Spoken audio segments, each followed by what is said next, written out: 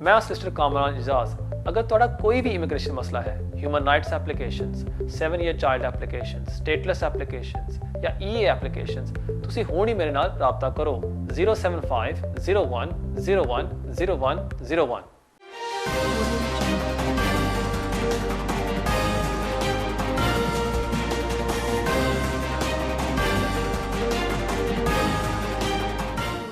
बिस्मिल्लाहिर्रहमानिर्रहीम। अस्सलाम वालेकुम नाज़रीन, मैं हूं मेज़बान कामरान इजाज़। इस शो में आपके लाइव फ़ोन कॉल्स लेता हूं। अगर आपका भी कोई इमिग्रेशन मसला है, आप भी फ़ोन करके इस प्रोग्राम में हिस्सा ले सकते हैं। प्रोग्राम का नंबर आपकी स्क्रीन के ऊपर आ रहा है। उम्मीद है आपको ऐसी एडवाइस दी जाएगी जो आपके लिए फ़ायदेमंद साबित होगी। नाज़रीन, बेशुमार कॉलर्स वेट कर रहे हैं। बगैर कोई टाइम ज़ाया किए बढ़ते हैं हमारे पहले कॉल की तरफ। हेलो। अस्सलाम वालेकुम कमरान भाई, आपका प्रोग्राम बहुत अच्छा होता है और आप काफ़ी डिटेल में बताते हैं, तो इसलिए हम लोगों को काफ़ी नॉलेज होती है। Thank you boss, thank you आपका। अच्छा sorry, can we just turn the TV volume up please?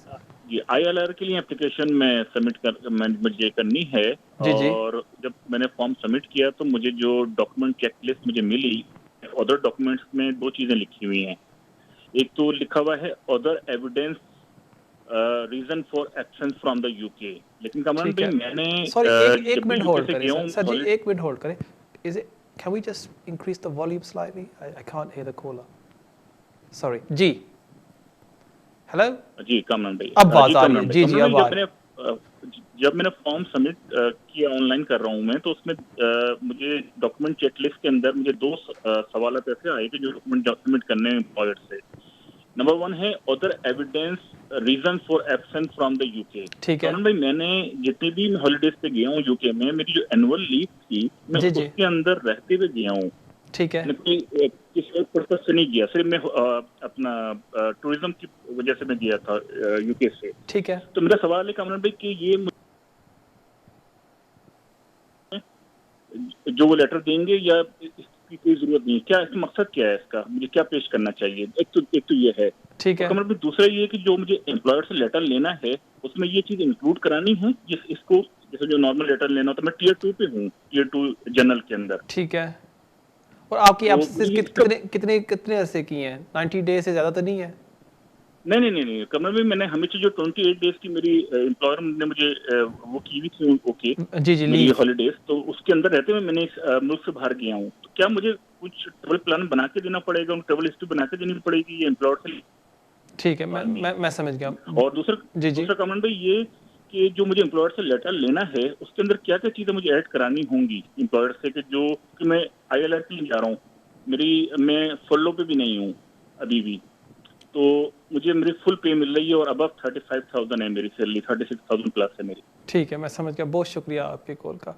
देखिए, जो पहला सवाल आपने मुझे पूछा है कि वो आपसे पूछ रहे हैं द रीज़न फॉर योर एब्सेंसेस, उसकी क्या वजह? ये एक जनरल रिक्वायरमेंट होती है। वो चेक करते हैं कि आपने 180 डेज़ पर ईयर यूके से बाहर नहीं गुजारे, इसलिए वो तय करना चाहते हैं।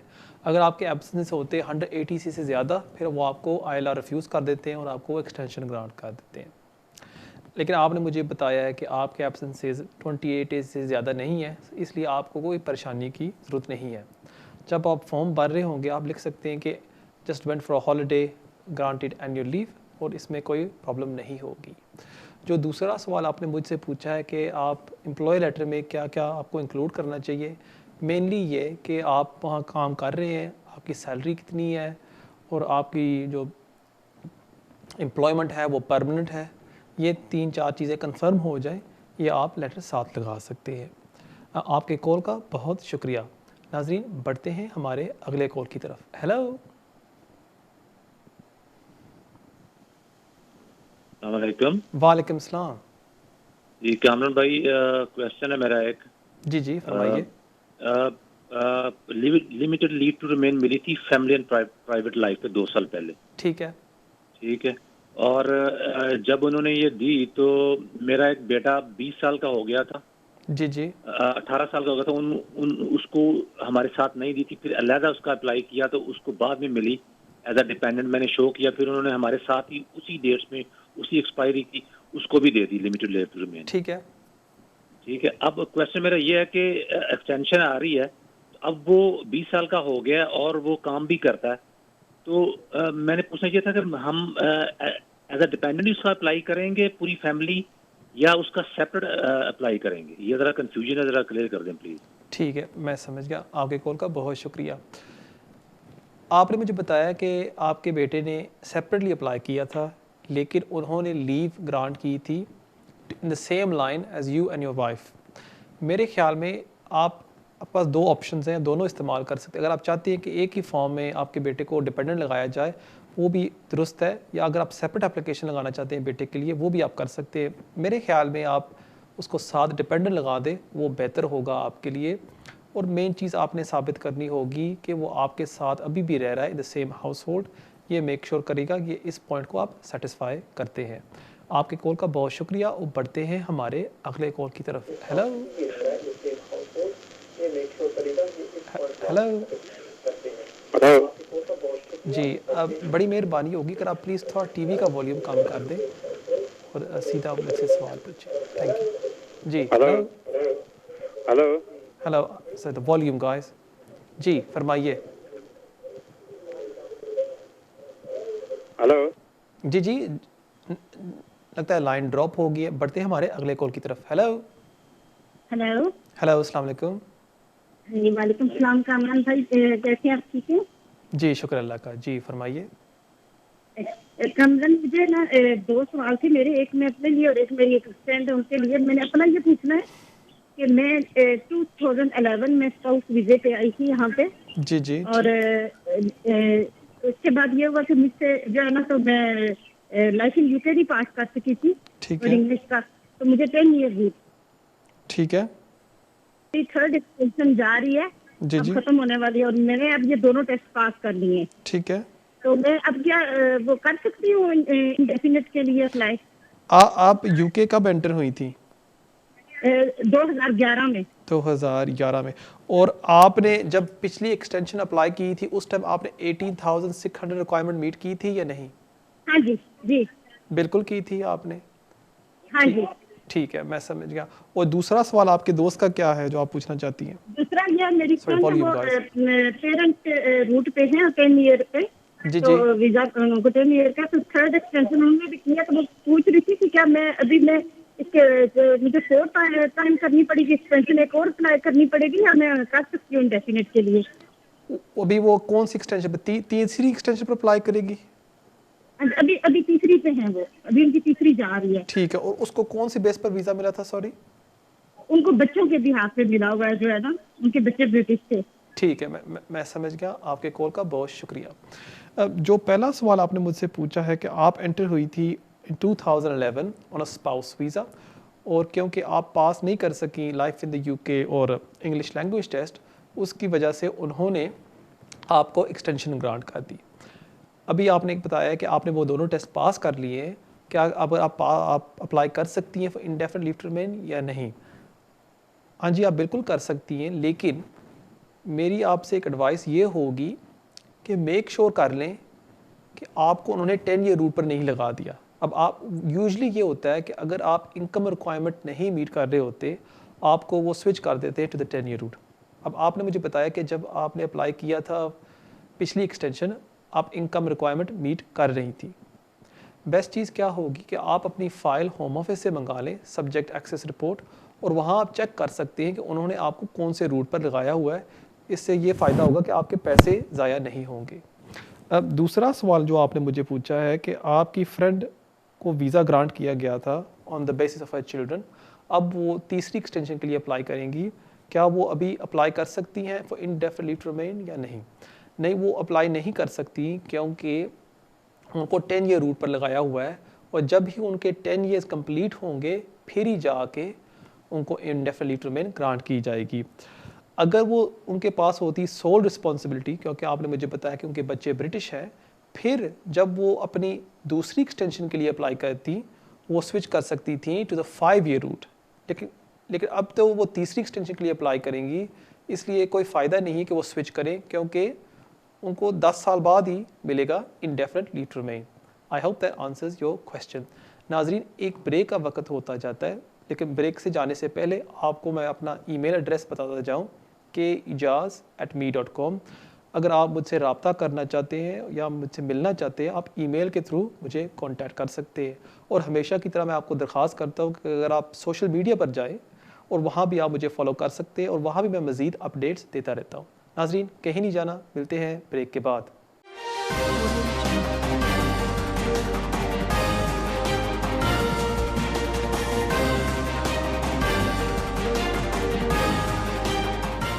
मैं सिस्टर कामरान इजाज़।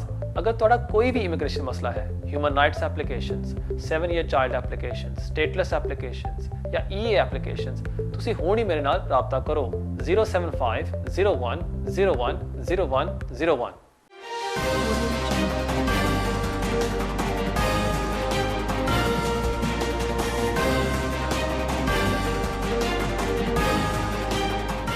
नाजरीन, वेलकम बैक। चलते हैं हमारे अगले कॉल की तरफ। Hello hello hello Kamran ji, my name hello, is you live on a. Hello hello hello ji, sorry guys, I can't hear anything. जी hello hello Kamran ji, my name is Amandeep. जी, हाँ जी, मैं गल कर रहा, थोड़ी आवाज़ सही नहीं आ रही। हेलो हेलो जी हाँ जी मैं ਤੁਹਾਡੇ ਤੋਂ ਨਾ ਆਪਣੇ ਬੇਬੀ ਦੇ ਕੇਸ ਬਾਰੇ ਪੁੱਛਣਾ ਸੀ। जी ਮੈਂ यूके ਦੇ ਵਿੱਚ आई एंटर्ड यूके इन 2010 2010 ਤੇ ठीक है 2010 हाँ जी, मार्च 2010। ठीक है और अप टू 2017 तक मेरा वीज़ा बिल्कुल ठीक रहा है। ठीक है ਉਸ ਤੋਂ ਬਾਅਦ ਮਿਡ 2017 ਦੇ ਵਿੱਚ ਮੈਂ ਹਿਊਮਨ ਰਾਈਟ ਦਾ ਕਲੇਮ ਕੀਤਾ ਸੀਗਾ, ਜਿਹੜਾ ਮੇਰਾ ਰਿਜੈਕਟ ਹੋ ਗਿਆ। जी ठीक है 2017 ह्यूमन राइट्स एप्लीकेशन कीता ठीक है ਹਾਂਜੀ, ਤੇ ਉਹਦੇ ਬੇਸ ਤੇ ਮੈਨੂੰ ਜਿਹੜੀ ਲੈਟਰ ਆਈ ਸੀ ਨਾ, ਉਹਦੇ ਉੱਤੇ 8 ਇਅਰਸ ਦਾ ਮੈਨੂੰ ਲੀਗਲ ਸਟੇ ਮਿਲਿਆ ਹੋਇਆ।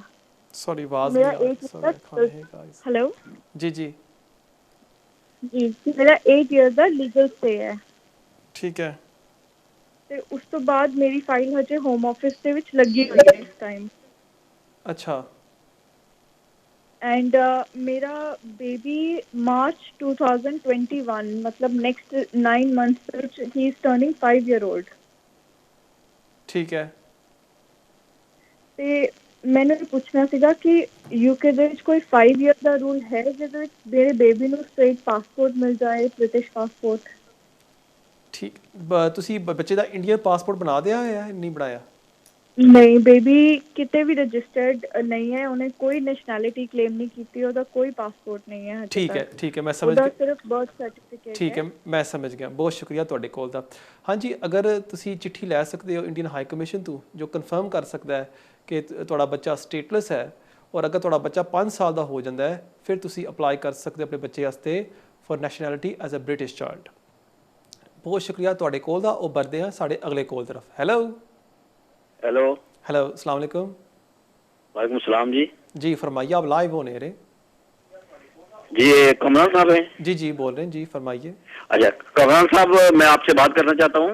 जी बात यह है कि मैं नेशनल यूरोपियन नेशनल हूँ।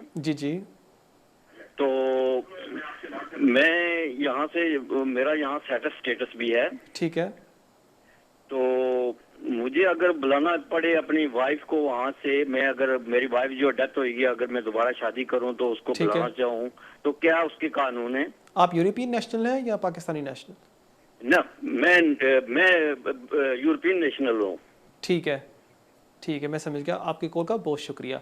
अगर आप यूरोपियन नेशनल हैं और आपके पास सेटल स्टेटस है, आप अपनी वाइफ को बुला सकते हैं और वो उनको, अपनी वाइफ को वो 6 मंथ्स का वीज़ा इशू कर देंगे।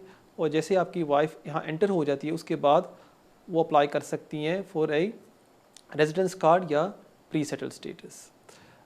मेन चीज़ आपको ये दिखानी होगी कि आप यूके में टीटी राइट्स एक्सरसाइज कर रहे हैं। अगर आप ये दिखा सकते हैं, फिर आप अपनी वाइफ को स्पॉन्सर कर सकते हैं।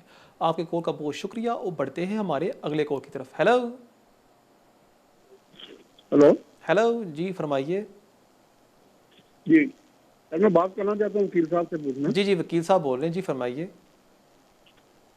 जी सर, मैं ये पूछना है कि मैं अपनी वाइफ को बुलाना चाहता हूँ। ठीक है जी, तो ब्रिटिश नेशनल हूँ मैं, लेकिन मैं डिसेबल हूँ। ठीक है जी, लेकिन डिसेबिलिटी अलाउंस नहीं अभी मुझे मिल रहा। तो पहले मैं ले रहा था, हाई रेट ले रहा था, लेकिन मैं अपनी कुछ मजबूरियों की वजह से पाकिस्तान रहा, ठीक है, ज्यादा अर्सा तो वो बंद हो गया था जी। ठीक है, अभी यहाँ का ला के वो कहते हैं कि 2 साल इधर रहोगे तो फिर वो चालू होगा डिस्प्ले। ठीक है, तो आया उससे पहले मैं अप्लाई कर सकता हूँ वाइफ का? ठीक है। और कोई सवाल आपका? जी और कोई सवाल आपका है? जी सर, सॉरी क्या कहा? मैंने कहा आपका कोई और सवाल है?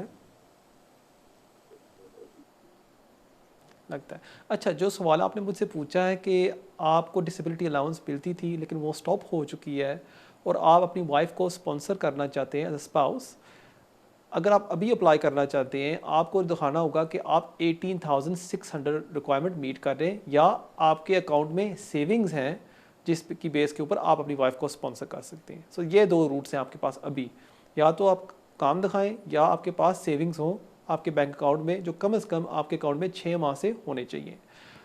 अगर आप चाहते हैं कि आपको एग्जेम्पशन दी जाए बिकॉज ऑफ योर डिसेबिलिटी, जब तक आपको डिसेबिलिटी अलाउंस दोबारा इशू नहीं किया जाता आप अपनी वाइफ को स्पॉन्सर नहीं कर सकते, आपको वो एग्जेम्पशन नहीं देंगे। सो बेस्ट चीज़ यही होगी या तो आप काम शुरू कर दें या अगर आपके पास सेविंग्स हैं वो आप इस्तेमाल करके अपनी वाइफ को स्पॉन्सर कर लें।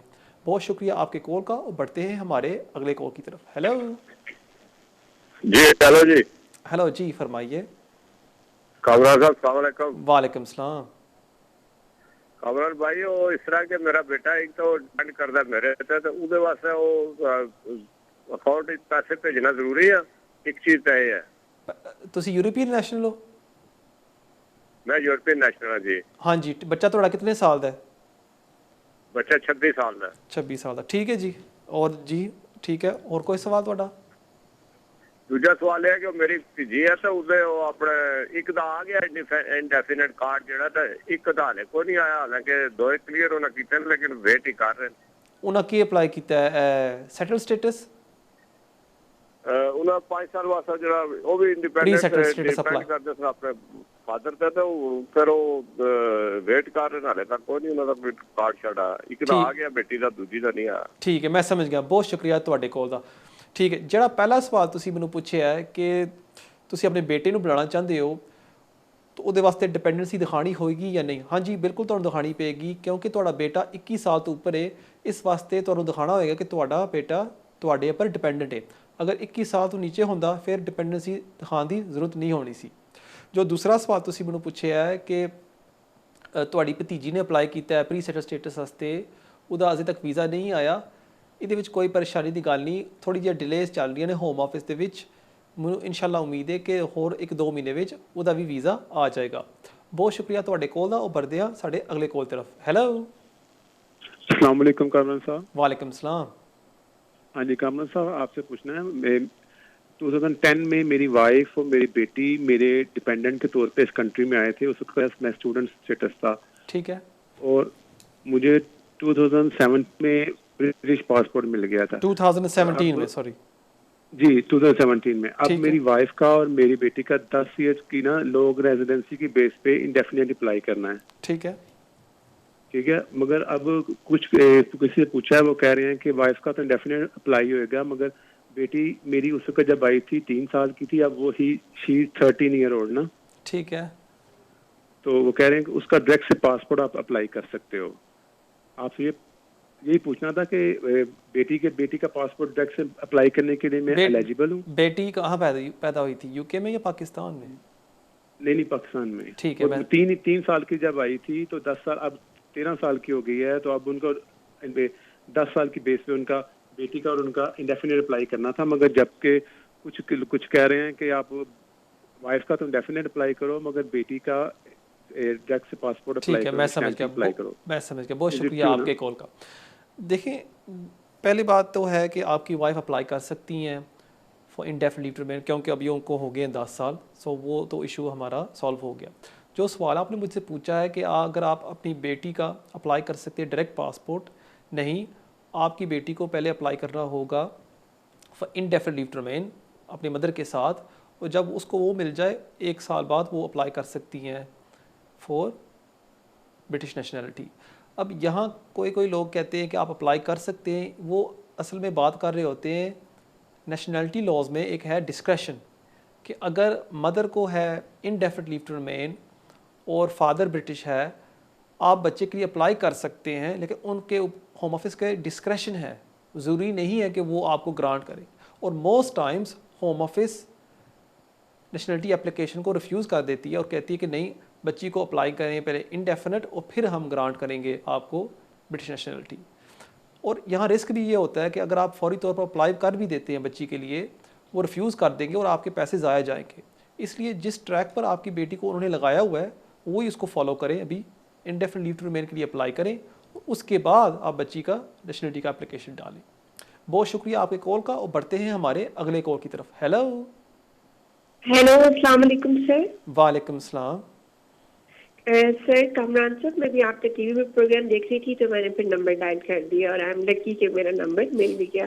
मुझे आपसे ये इन्फॉर्मेशन चाहिए कि जी, मैं जी। ब्रिटिश नेशनल यहाँ पर, और मुझे अपने भाई को पाकिस्तान से यहाँ लाना है, तो वो किस कैटेगरी में आ सकते हैं according to present immigration rules. Second बात ये कि वो जो एक पुराना ट्रैक था कि अगर आप किसी यूरोपियन कंट्री में जाके कुछ बिजनेस या वर्क दिखाते हैं then you can sponsor your family. ठीक है, can you answer this question? ठीक है, मैं समझ गया। बहुत शुक्रिया आपके कॉल का। अल्लाह हाफिज़। आपने बताया कि आप ब्रिटिश नेशनल हैं और आप अपने भाई को बुलाना चाहते हैं यहाँ यूके में, कौन से रूट्स हैं? बहुत ज़्यादा कैटेगरीज हैं। अगर आप फ़र्ज़ करें विज़िट के लिए उसको स्पॉन्सर करना चाहती हैं वो आप कर सकती हैं, लेकिन उसको वापस जाना होगा आफ्टर 6 मंथ्स। और अगर फ़र्ज़ करें उसके पास कोई डिसेबिलिटी है और उसकी देखभाल के लिए कोई नहीं है पाकिस्तान में, फिर उस बेस पर भी आप बुला सकती है और उनको आपके भाई को वो home office indefinite leave to remain grant कर देंगी। लेकिन इसका जो थ्रेशोल्ड है वो काफ़ी हाई है। जो दूसरा सवाल आपने मुझसे पूछा है कि आपने सुना है कि अगर एक ब्रिटिश नेशनल जाता है कोई यूरोपियन कंट्री में, वहाँ आप अपने फैमिली मेम्बर्स को बुला सकते हैं। वो असल में होता है सुरिंदर सिंह रूल। वो असल में ये है कि अगर कोई ब्रिटिश नेशनल जाता है कोई यूरोपियन कंट्री में, उसको राइट्स मिलने चाहिए जैसे हर यूरोपियन को मिलते हैं। फॉर एग्ज़ाम्पल यहाँ यूरोपियन लोग आते हैं फ्रांस, जर्मनी, इटली से, और आते हैं यहाँ यूके में रहने के लिए, उनको वही राइट्स मिलते हैं जो उनको मिलते हैं अपने कंट्री में। इसलिए जो सुरिंदर सिंह रूल है वो ये कहता है कि अगर आप ऐसे ब्रिटिश नेशनल जाते हैं टू यूरोपियन कंट्री, आपको भी वो सेम यूरोपियन राइट्स मिलने चाहिए। अगर आप साबित कर सकती हैं कि आप वहाँ टीटी राइट्स एक्सरसाइज कर रही हैं, फिर आप पोटेंशली अपने बाइक को स्पॉन्सर कर सकती है under the Surinder Singh rule. But it's quite a complex application. मेरी एडवाइस आपसे यही होगी कि आप अपने कोई सॉलिसिटर को मिल के फिर ये एप्लीकेशन सबमिट करें।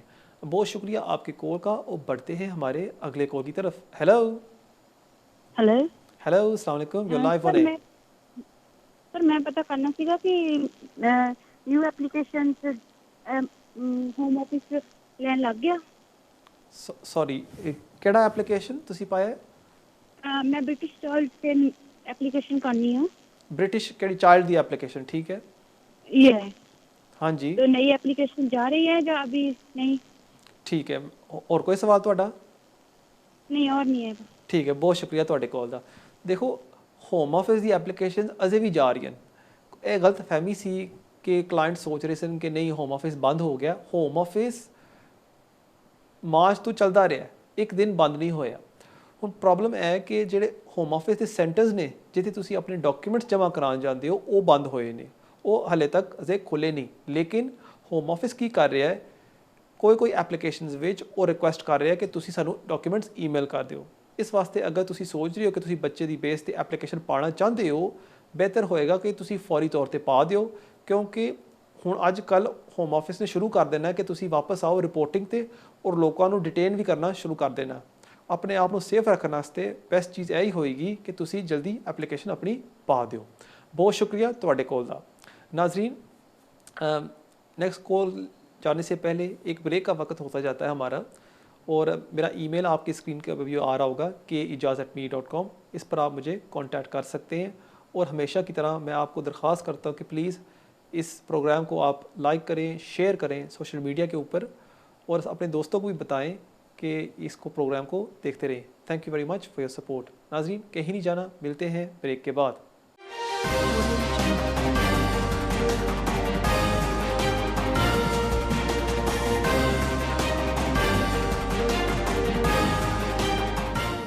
मैं सिस्टर कामरान एजाज। अगर तुहाडा कोई भी इमिग्रेशन मसला है, human rights applications, 7 year child applications, stateless applications या EA एप्लीकेशंस, तुसी हुण ही मेरे नाल राबता करो 075 01 01 01 01।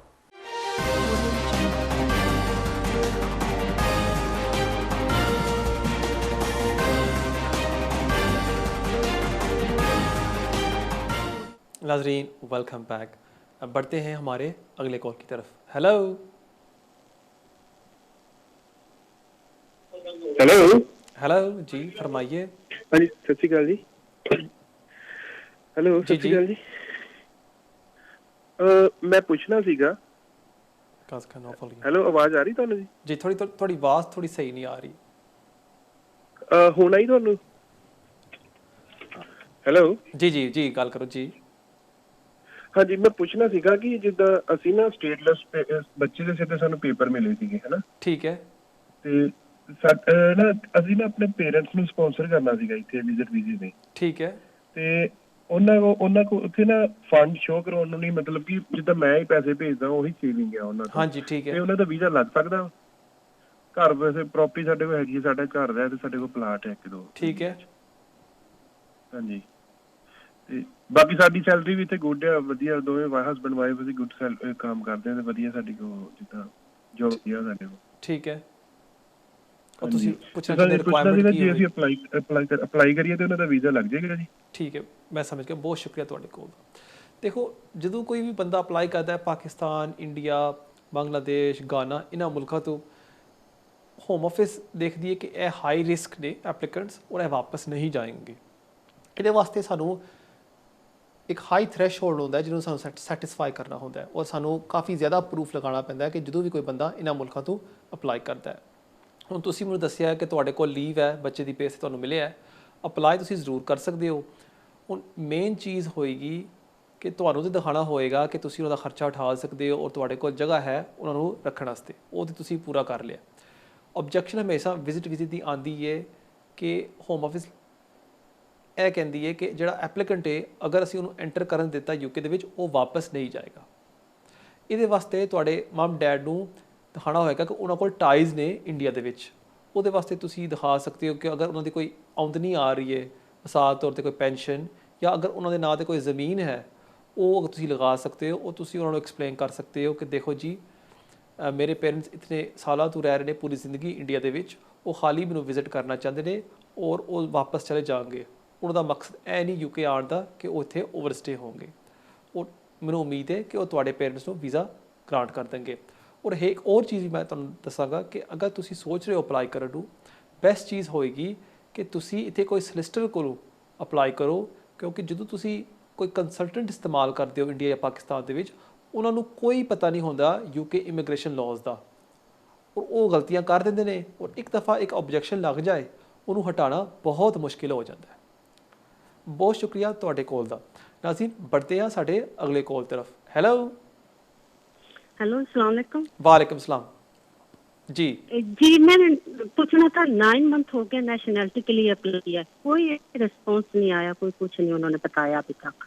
ठीक है, तो क्या वजह है, जब कितना टाइम लग सकता है अभी? और ठीक है, मैं कोई रीजन है? बहुत शुक्रिया आपकी कॉल का। वैसे तो होता है, होम ऑफिस की पॉलिसी है कि अगर कोई बंदा अप्लाई करता है कोई भी एप्लीकेशन, हम कोशिश करते हैं कि विदिन 6 मंथ उसको हम जवाब दे दें। ये होम ऑफिस की स्टैंडर्ड पॉलिसी है।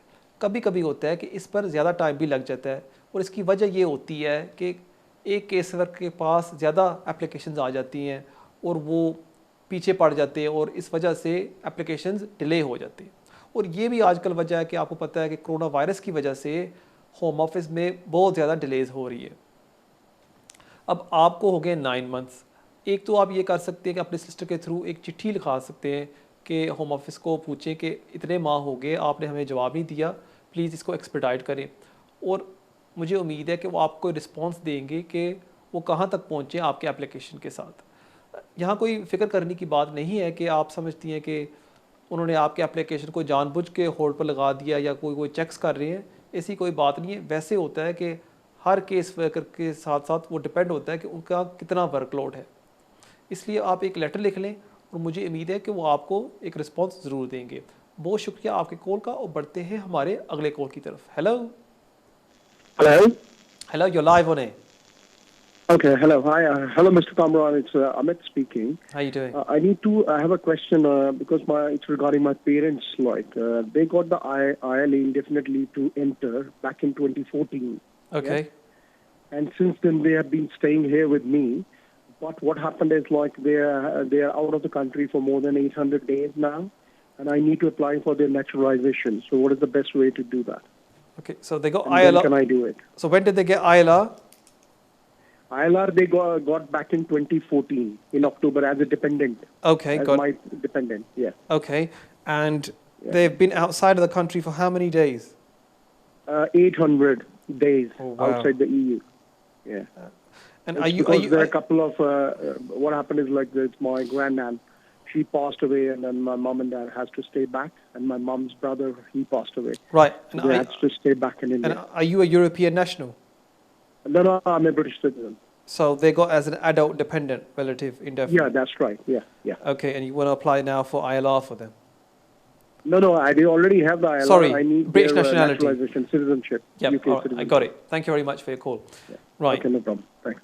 When your parents apply, they've got to show that within the last 12 months when they apply, they have not spent more than 90 days outside the UK. That's the first requirement, and unfortunately your parents don't meet that. And secondly, they've got to show within the last 5 years, they have not spent more than 450 days outside the UK.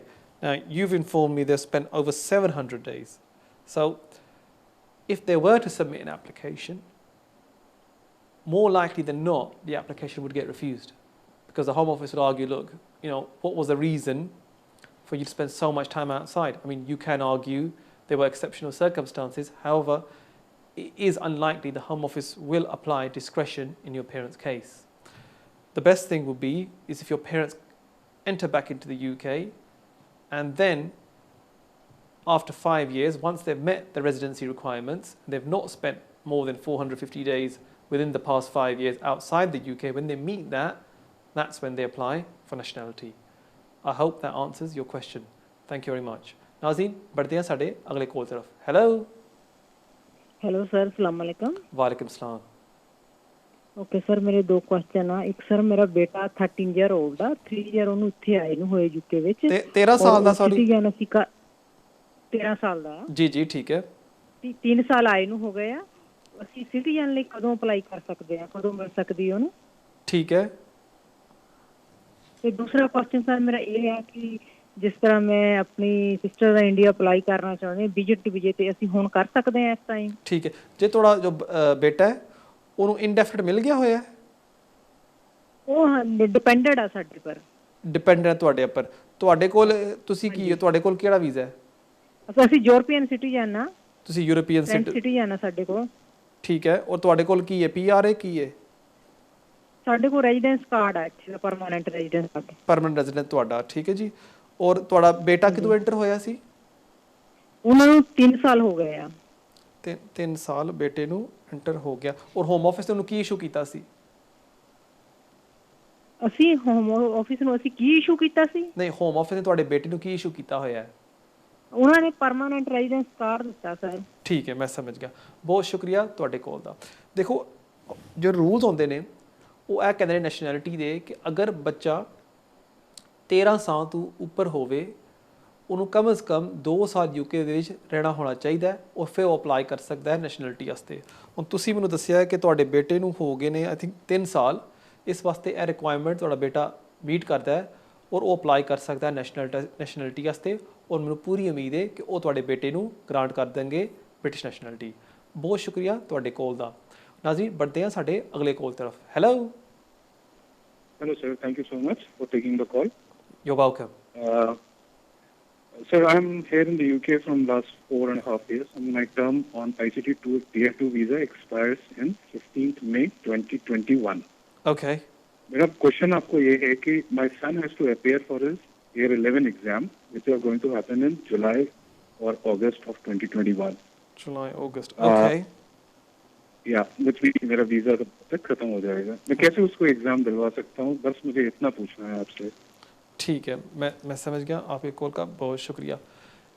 Thank you. यहाँ आप ये कर सकते हैं कि before the expiry of your visa आप home office को एक एप्लीकेशन सबमिट कर सकते हैं फॉर एग्जांपल, और उनको रिक्वेस्ट करके कि देखें हमारे पास एक्सेप्शनल सर्कमस्टांसेस हैं कि मेरे बेटे की एग्ज़ाम्स आ रहे हैं और जब तक उसके एग्ज़ाम्स नहीं ख़त्म होते हमें वीज़ा ग्रांट किया जाए।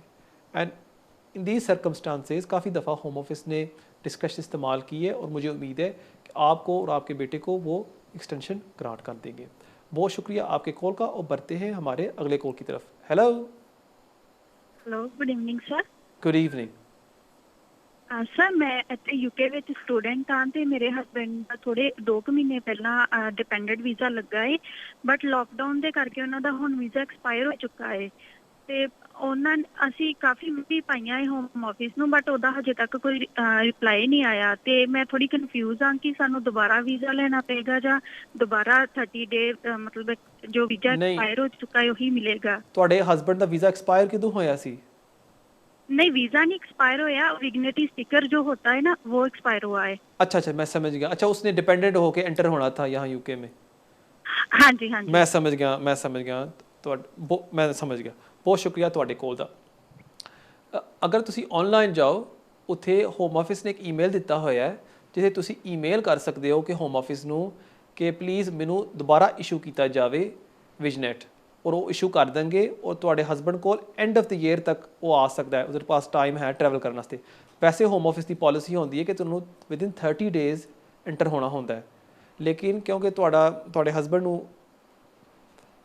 ਕਰੋਨਾ ਵਾਇਰਸ ਦੀ ਵਜ੍ਹਾ ਤੋਂ ਉਹਨਾਂ ਨੇ ਐਕਸਟੈਂਡ ਕਰ ਦਿੱਤਾ ਹੈ ਕਿ till end of the year ਜਿਹਦਾ ਕੋਈ ਵੀਜ਼ਾ ਐਕਸਪਾਇਰ ਹੋ ਜਾਂਦਾ ਔਰ ਉਹ ਐਂਟਰ ਨਹੀਂ ਕਰ ਸਕਿਆ ਬਿਕਾਜ਼ ਆਫ ਕਰੋਨਾ ਵਾਇਰਸ, ਉਹ ਸਾਲ ਐਂਡ ਤੱਕ ਉਹ ਆ ਸਕਦਾ ਹੈ। ਇਸ ਵਾਸਤੇ ਅਗਰ ਤੁਸੀਂ ਹੋਮ ਆਫਿਸ ਨੂੰ ਈਮੇਲ ਕਰ ਦਿਓ ਉਹ ਜ਼ਰੂਰ ਤੁਹਾਨੂੰ ਜਵਾਬ ਦੇਣਗੇ। ਹੋ ਸਕਦਾ ਹੈ ਕਿ ਕਾਫੀ ਜ਼ਿਆਦਾ ਈਮੇਲਸ ਉਹਨਾਂ ਨੂੰ ਮਿਲ ਗਈਆਂ ਹੋਣਗੀਆਂ ਔਰ ਇਸ ਵਾਸਤੇ ਤੁਹਾਡਾ ਈਮੇਲ ਕਿਊ ਵਿੱਚ ਹੋਏਗਾ, ਪਰੇਸ਼ਾਨ ਨਾ ਹੋਵੋ, ਉਹ ਜ਼ਰੂਰ ਤੁਹਾਨੂੰ ਜਵਾਬ ਦੇਣਗੇ। बहुत शुक्रिया ਤੁਹਾਡੇ कॉल का। नाज़रीन बढ़ते हैं हमारे अगले कॉल की तरफ। हेलो सर, मैं हरदेव सिंह बोल रहा हूँ। जी हाँ जी सर मेरे को जहाँ पे यूके लीव टू रिमेन मिला है मेरे बच्चों के बेस पर। ठीक है। हाँ जी, तो अभी मेरी बेटी है एक, वो इंडिया में है, वो 11 ईयर की है, तो मैंने उसको इधर बुलाना है। तो मैंने जैसे मेरे पास अभी पहले मैं यूटीआर पे काम करता था 6 मंथ, तो अभी मेरे को किसी ने बताया कि नहीं आपको नेशनल इंश्योरेंस पे 6 मंथ की पे स्लिप दिखानी पड़ेगी। तो अभी मैं स्टार्ट किया है, मेरे को 2 मंथ हो गया, मैं पे स्लिप कर रहा हूँ रेडी, है ना। ठीक है। तो एक तो मैंने आपसे ये पूछना था कि मेरे को कितना फंड जो शो करना पड़ेगा, 18,600 पे शो करना पड़ेगा। और मैंने एक मेरे को और पता लगा था, मैंने देखा था रूल्स में भी, वो अगर आपके पास 16,000 है सेविंग में तो वो भी लगा सकते हैं, फिर पे स्लिप्स वगैरह की जरूरत नहीं पड़ती। ये मैंने पूछना था ऐसे कौन सा है, मेरे को डॉक्यूमेंट्स रेडी करने पड़ेंगे, और मेरी बेटी का ऐसे हो सकता है मैं अप्लाई करूँ इधर से, तो और मेरे को और कौन से डॉक्यूमेंट रेडी करने पड़ेंगे। ठीक है, मैं समझ गया। बहुत शुक्रिया आपके कॉल का। जो पहला सवाल आपने मुझे पूछा है कि आपको इनकम रिक्वायरमेंट मीट करनी होगी या नहीं, बिल्कुल आपको मीट करनी होगी, क्योंकि आपके पास लिमिटेड लीव है।